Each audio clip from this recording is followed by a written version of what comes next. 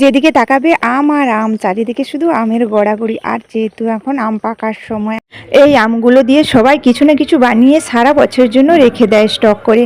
আর এদিকে দেখো আমি যেহেতু আমগুলো সারা দুপুর মানে ঝড় হয়েছে, মানে রাত্রিতে ঝড় হয়েছিল, তখন বলে আম খাওয়ার চাইতে গুঁড়োনো খুবই মজা, কারা কারা গুঁড়োতে ভালোবাসে বলো, ঠক ঠাক করে পড়ছে।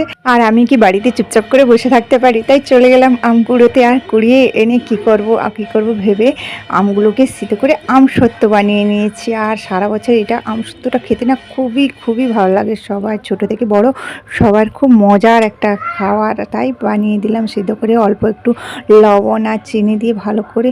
অনেকে পাকিয়ে রাখে, আমি কিন্তু আর পাকালাম না, একসঙ্গে যে রৌদ্রুর তাপ, তাই 5 থেকে 6 ঘন্টা যদি রৌদ্রুর তাপ পেয়ে যায় না খুব সুন্দরভাবে উঠে যাবে। দেখো আমি তেল বুলিয়ে হালকা দিয়ে অল্প নাড়িয়ে ভালো করে দিয়ে দিলাম, তারপর দেখো 5 থেকে 6 ঘন্টা রৌদ্রু খাইয়ে নিলাম। দেখো খুব সুন্দর হয়ে গেছে আমার আমসত্ত্ব, পুরো পারফেক্ট আমসত্ত্ব। আর এগুলোকে তুমি সারা বছর একটা কাঁচের বয়ামে ভরে রেখে দিতে পারো। আর দেখেছি খুব সুন্দর শুকনো হয়েছে, তাই আমি কাটে 4 কোণা করে কেটে গোল গোল করে সাইজে শেপ দিয়ে নিলাম।